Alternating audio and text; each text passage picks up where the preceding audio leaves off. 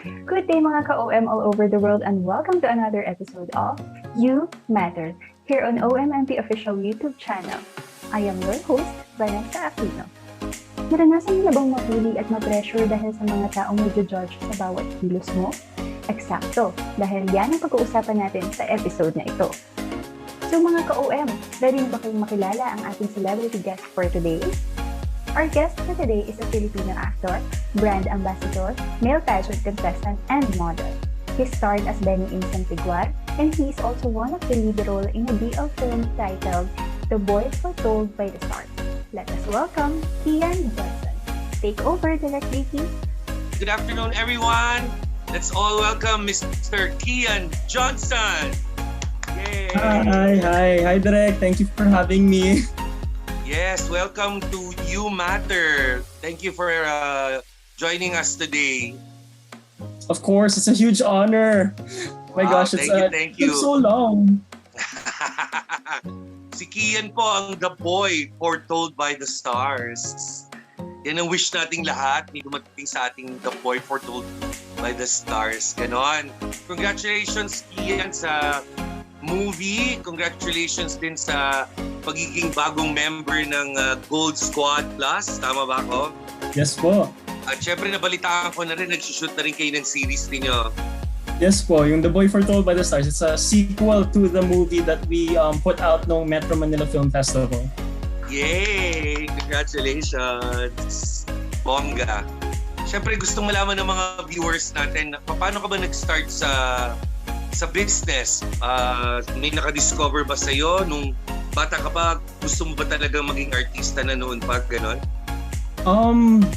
When I was a kid, actually, I never wanted to be an artist. I never wanted to be an actor or a performer kasi very shy ako. I was very introverted. But it all started, I got into the industry when I started off some modeling. My mom pushed me into doing modeling. But the original reason why I was doing modeling was for personality development.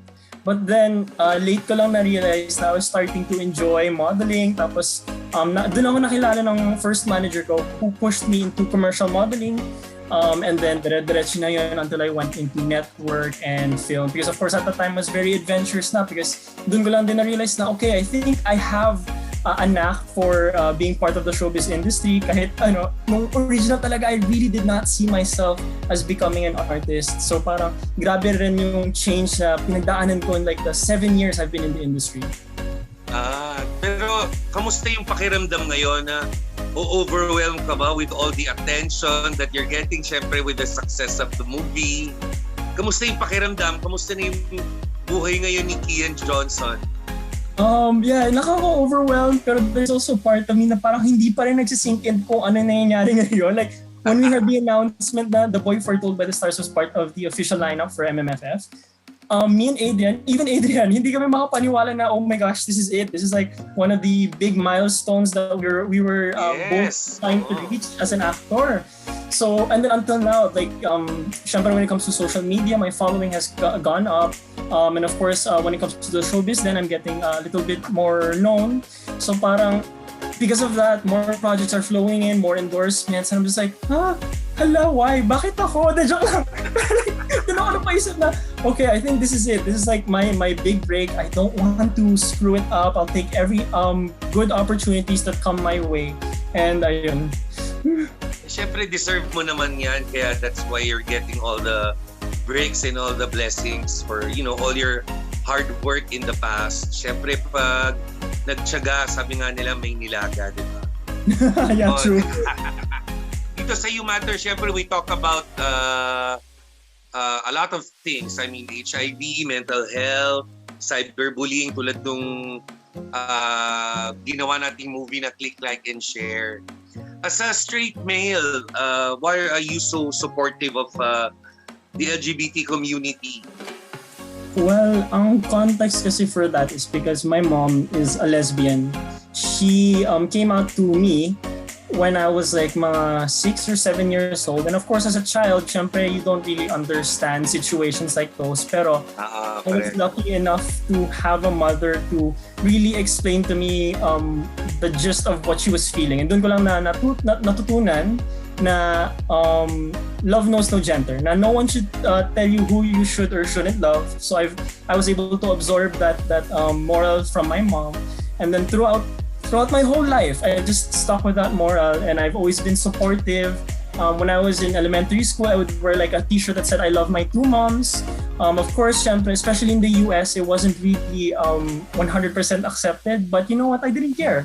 As long as masaya yung mom ko, masaya rin ako. So matagal ka bang nagstay sa US? Did you live there for a while? I was born there and I lived there until I was like 11 or 12. And then I moved here sa Philippines. And then I haven't gone back home since. Okay. Alam mo, hindi ko na nung nagkasama tayo dun sa movie, hindi ko na naisip yan kasi your Tagalog was really straight on. Minsan, may mga binata na ang tagal na dito sa Pilipinas pero ramdam mo pa rin na talagang laking Amerika kasi yung Tagalog, minsan naririnig mo yung slang eh. Pero ikaw, ang galing mo kasi talagang naka-blend in ka na, ang galing na ng Tagalog mo. Parang dito ka na rin lang lumaki, diba? Thank you po. Yeah, actually, it took me, kasi I really devoted myself into learning Tagalog. Of course, it's part of the industry din na kailangan marunong ka mag-Tagalog kasi syempre mas malawak yung roles na pwede sa'yo kapag mas magaling ka mag-Tagalog. At the same time, when I was high school here, I was constantly bullied kasi syempre kapag hindi ka marunong mag-Tagalog, sinasabi na, huy, nasa Pilipinas ka, dapat matuto ka mag-Tagalog, tapos nosebleed. So parang that type of mentality just got to me. I was like, you know what? Bahala nga kayo sa buhay nyo. I'm gonna learn Tagalog but not to please you guys, but to please myself. Kasi kahit paano, I'm also half Filipino. Correct, tama naman yan. So, since nakwento mo na maraming mga nagbubully sa'yo sa school, how did you handle yung mga bully sa'yo? Tsaka ngayon, I mean, kunwari sa internet, may mga bashers ka bang mga bashers kang na-encounter, lalo na that, you know, you're part of a movie na super high profile na for the LGBT community talaga. How do you handle them? Of course, hindi po natin maiiwasan na may mga masasabi yung ibang tao, but of course, all I think about is na parang that's their opinion. Of course, my opinion is I support the LGBTQIA community and no one can tell me otherwise. That's my opinion. That's what I will fight for. If they want to fight for whatever side they're on, then that's them. Sa totoo lang, the community can do a lot better without, close-minded people like them. When it comes to being bullied online or in person, the more I got into this industry, the more ko rin na natutunan na every negativity that gets thrown at you, I always turn it into positivity. Like for example, if like a fan or a director, producer, kung sino man, say na let's say I got fat or parang I'm stupid or whatnot, syempre, if I get affected by it, then that means it's true.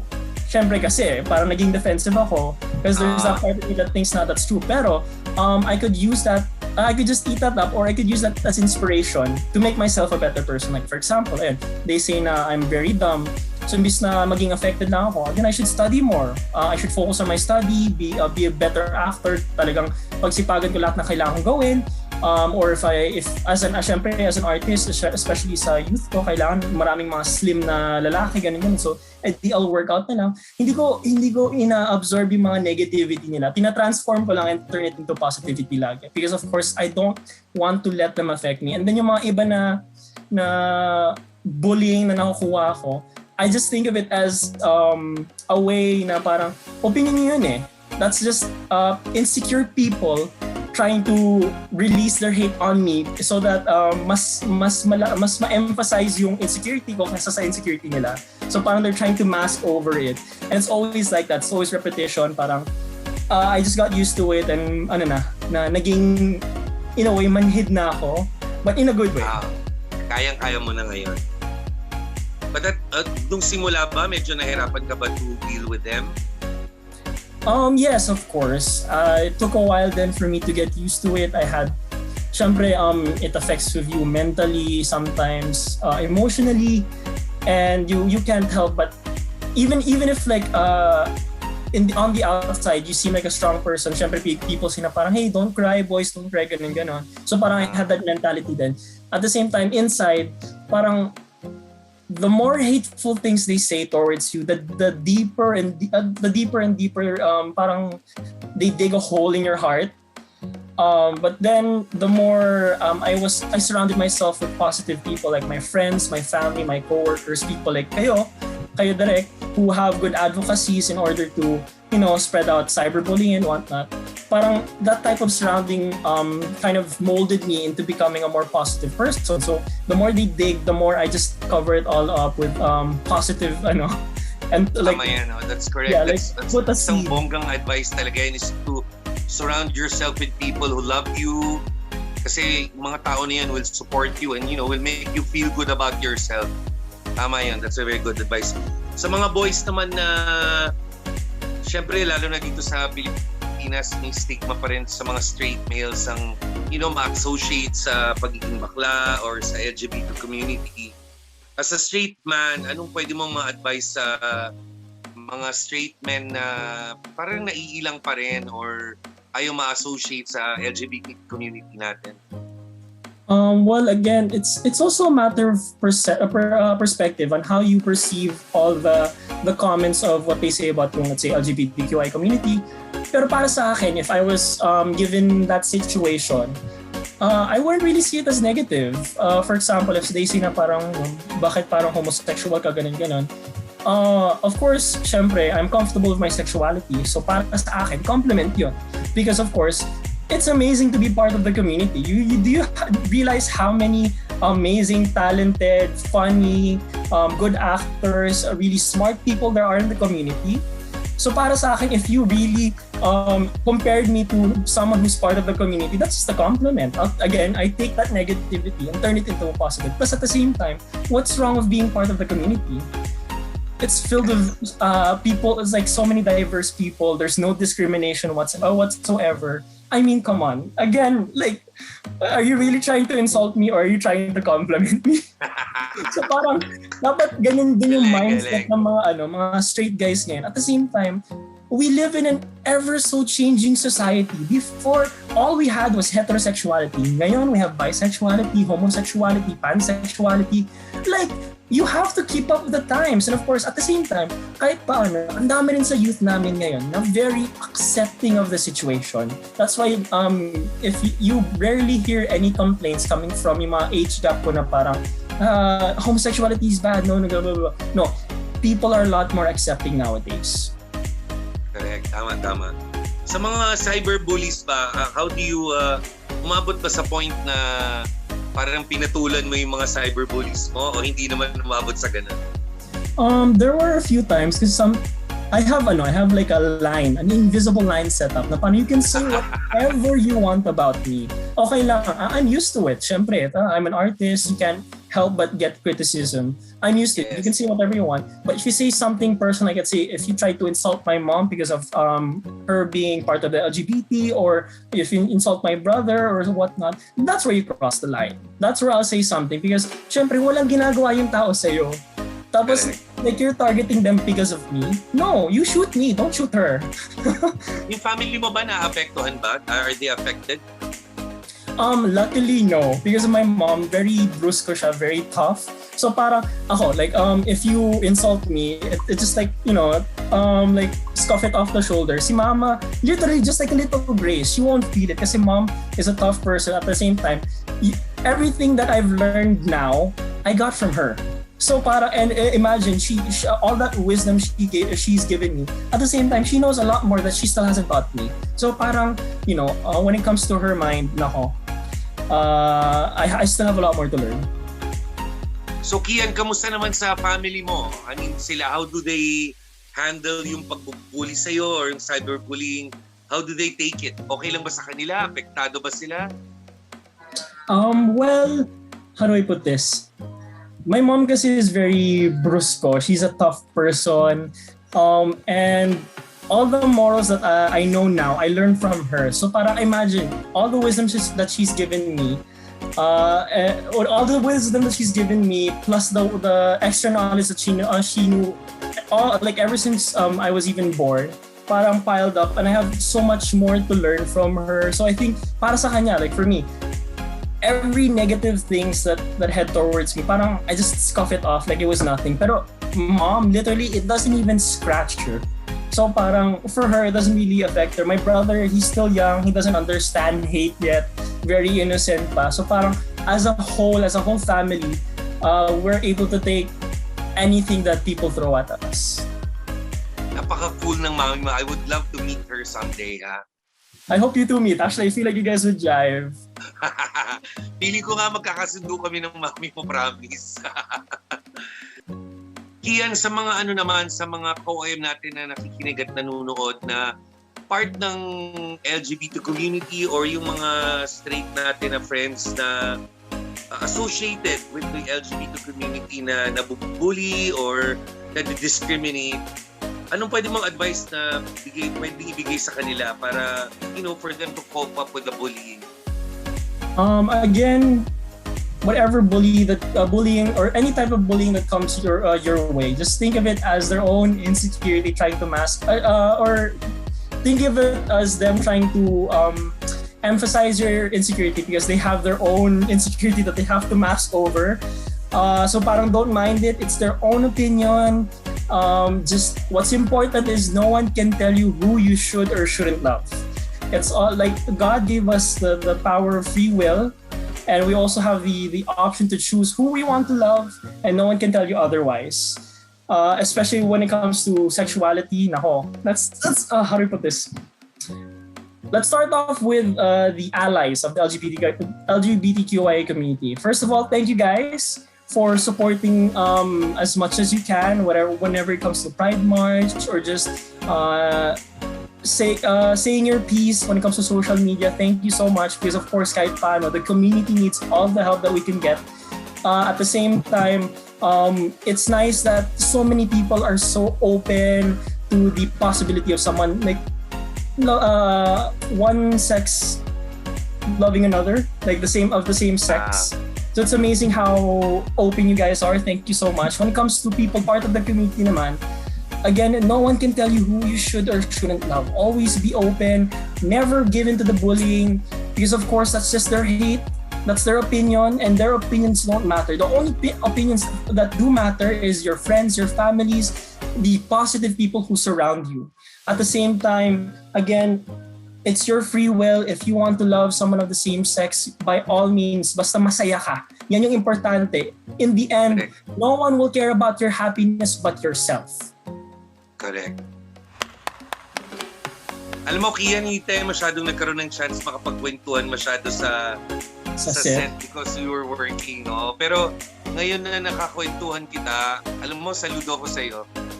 You're such a smart, well-rounded, bukod sa gwapo ka na, napaka-smart mo, well-rounded human being. You have a very kind heart, and I'm proud and happy na nakatrabaho kita at na-direct kita sa isang movie. And speaking of our movie, syempre click, like, and share. Ang second episode na dinirect ko ay starring of course Keann Johnson, Trina Legaspi, Adrian Lindayag na akalain mong naging leading lady mo pa sa movie Foretold by the Stars. Talagang may senyales yung movie natin na magkakatrabaho talaga kayo ni Adrian in a big project no later on. So, how was it during our shoot? Ano bang pakiramdam mo sa shoot? How did you attack your character? And of course, alam ko naman kung ano yung character mo, pero nakarelate ka ba at any part of your character? See, let's start off with how I tackled it.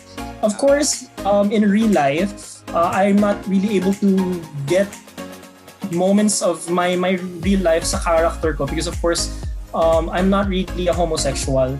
I'm a confident heterosexual. I'm comfortable with my sexuality. So again, I'm not really defensive about it. Pero I haven't really experienced moments that, for example, with the movie, of course, my character, the description of my character, he's like the boy next door heartthrob of the school, right, Direk? Yes. And yung pala, he has his own secret world. Pagdating sa room niya, turns out he's a closeted homosexual. And he's a very effeminate to the point that he likes wearing dresses and putting on makeup. I haven't really gotten a chance to experience any of that throughout my whole teenage life. So I haven't really been able to put myself into this character. But I've been lucky and gracious enough to be surrounded by so many wonderful people, part of the community. So I was able to get moments from their past, their stories and whatnot. And basically, it's like puzzle pieces that I put all together to create one big picture. So parang that's what helped me portray my character. At the same time, nakaka-relate ako, but from what do you call this? An audience perspective. Like, I've witnessed a friend of mine who is a homosexual who was bullied sa school namin. Kasi before, of course, syempre, homosexuals are like the laughing stock, the clowns of the school. And syempre, I also want to break that stigma because people also, like so many homosexuals also want to be more serious with their lives. There's so many smart, talented who really want to take their job seriously, their school seriously, pero other people can do nothing but bully them, make fun of them. So parang I want to break that eh. Kaya kahit paano, I was always supportive. So I was able to witness that type of bullying at the same time. Just the little closet, like the little moments like yung pagiging closeted ng friend ko or trying out ng outfits and whatnot. So parang dun ko nakuha yung mga moments ko. Tapos on set naman, first of all, I also want to take the time to thank Director Ricky for giving me this opportunity. No, because of course this is the first time ever that I get to play a homosexual role. So because of course as an actor, it's your job to portray any role that's given to you. And of course I haven't really gotten that really deep role as to being a homosexual, at the same time a cyberbullied homosexual. So parang kahit paano I was able to test my limits. You're also there to guide me. And I really want to thank you. And at the same time, you're also our parang guide to meeting Adrian and I. Like we were able to meet because of you, and because of that, we were able to establish a lot of chemistry when we did the Boy Foretold by the Stars. So again, you have no idea the big impact that you have in my life, and I really want to thank you. And I forgot to thank you personally. Like when we were on set, I was just like, thank you, Direk, thank you. This one I want to. Thank you sa OMMP. Pinagsama-sama kayong lahat ng OMMP for this project talaga. Yes. I was working with Trina and Adrian nung siyempre, nakatrabaho mo na si Adrian sa movie, pero during the time that we were doing Click, Like, and Share, how was the experience working with Trina and Adrian? Trina, I worked with like a long time ago sa Wattpad. So we're already familiar with each other. But kahit paano, after so long, she's still a really wonderful actor. It was great working with her again. With Adrian, it was my first time. We haven't done the Boy Foretold yet. So it was also amazing. Ang funny niya on set. Pero there are also times na parang very serious siya because of course, very passionate about siya in everything he does. Excuse me. Especially when it comes to acting. Of course, he's always there on set, memorizing lines. And I see na hindi ko na binibigyan ng stress. So I see how passionate Adrian is, and parang because of that, I felt more comfortable with him. And then because of these two people, I was able to portray my character super effectively. So I know they're not here right now, but I also want to take the time to thank them. Okay, Keann, ngayon naman invite mo naman yung mga OM natin to watch out for our film.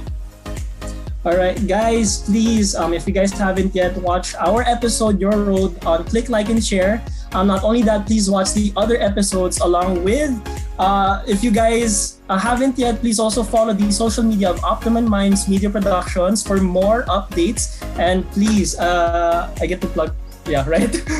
Let's go! Okay. If you guys haven't watched it, if you guys haven't watched it, please watch The Boy Foretold by the Stars. It's still showing on ktx.ph and I Want TFC. It's one of the first BL movies to be part of the Metro Manila Film Festival. And please follow the social media of The Boy Foretold for more updates because we are shooting the Boy Foretold by the Stars series coming soon. And please follow my social media, Keann Johnson, or at the Keann Effect, KEANN, for more updates as well. Again, thank you, Direk Ricky, for having me tonight, and thank you, everyone. All right, thank you so much, Keann. Watch out for our movie, Click, Like, and Share. Abangan nyo po, panurin nyo po ang Click, Like, and Share. Malalaman nyo yung mga screenings dyan sa via Optimum Minds Production, Media Minds Production. So thank you again, Keann, for being with us today. And I'll see you soon. Yes. Sana magkatrabaho tayo ulit soon. Take Of care. course, Thank you so much, Thank you Keann. po. Gaya ng nabanggit kanina, ang Click, Like, and Share ay isang trilogy film about depression, cyberbullying, at HIV. Ang first episode ay Bluer Than Blue ay pinagbibidahan ni Miles Ocampo, Amy Cañada, at directed by Topel Lee. Ang second episode naman ay Your Road starring Trina Legaspi, Adrian Lindayag with special participation of Keann Johnson and directed by Ricky Rivero. At ang third episode na High Five na pinagbibidahan ni Michelle Vito at Akihiro Blanco and directed by Ping Medina na siya ring sumulat ng film na ito. Para sa mga schools at ibang institutions na nais mag-book for Click, Like, and Share streaming, you may message or call us at 0905-229-8055 or 027505-3774. Or visit our official Facebook page, Optimum Minds Media Productions, Twitter at Optimum_Minds, Instagram at Optimum Minds, Anchor and Spotify at Optimum Minds, at TikTok at Optimum Minds. At dagdag information din, right after the film screening, there will be a processing and discussions with our guest experts and artists. May mga psychologists, psychiatrists, and advocates tayong in-invite para i-discuss ang mental health, cyberbullying, at HIV. And of course, this is in collaboration with UNICEF, UNAIDS, Council for the Welfare of Children, and Positive Youth Development Network. Sinigurado ng OMMP na lahat ng modules na gagamitin ng ating mga guest experts during the processing ay na-review at dumaan sa mga experts tulad ng UNAIDS, DOH, DepEd, at DSWD with the help of UNICEF, CWC, and PYDN. This film is also endorsed by Catholic Bishops' Conference of the Philippines. Before we end, we would like to thank our sponsors. Local. Local Coffee Iloilo. Local, straightforward, sustainable. Dr. Baker. Show your love and sweetness with their delectable cakes. Forest Herbs Gugu Shampoo and Conditioner. The manufacturer of the original Forest Herbs Gugu Shampoo since 1987. Mosimo. An iconic apparel originating from Newport Beach, California since 1986. Wear Mosimo. Do a Good Turn Daily merch clothing and Cape de Luna for customized insulated bamboo tumblers and mug and 100% pure Batangas coffee.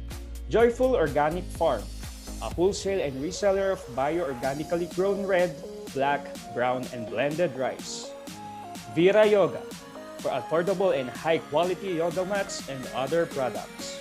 Scientology Lab branches and distributors. Stay safe, spread love, spray Scientology Lab. Lana PH, a cruelty-free skincare and zero-waste lifestyle brand that lets you be you and is proudly made in the Philippines. Mink PH, for every bold Filipina's intimate skincare, ally made with passion, spunk, and a little bit of mischief, because life's too short to be taken seriously.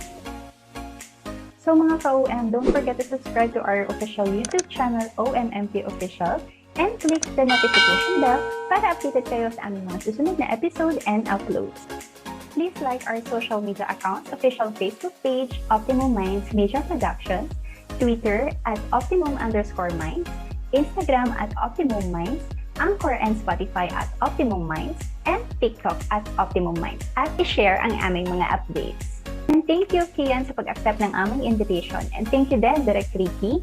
Again, thank you for watching and I am your host, Vanessa Aquino. Abangan niyo pa ang mga susunod na episodes ng You Matter.